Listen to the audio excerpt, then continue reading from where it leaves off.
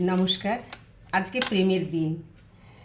কবি শাশ্বতী হোসেনের লেখা একটি সকালবেলা পড়লাম। ভীষণ সুন্দর লেখা। সত্যি তো, গেঁড়া গেঁড়িকেও তো প্রেম করতে ইচ্ছে করে।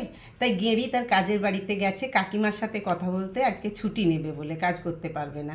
তাই নিয়ে লেখাটি। প্যারেম পূজা, চারদিকে প্যারেম আর প্যারেম, গিজ গিজা প্যারেম, সারা দিনটা বিজি থাকবো, তাই আসতে পারবো নাই। গেঁড়া বইলেছে ভটভটিয়ে চাপায়ে স্মার্ট বাজার নিয়ে যাবে, কত গিফট কিনে দিবে। হোমন বলিস না রে গেঁড়ি, মরেই যাব। বাতের ব্যথা বেড়েছে, সিঁড়ি ভাঙতে পাচ্ছি না, তুই সেরে দিয়ে যেখানে খুশি যা মা। না গো, সরি কাকি, প্যারেম দিবস বলে কথা, ভ্যালেন্টাইনের পূজা বটে। ভ্যালেন্টাইন? ওটা আবার কি?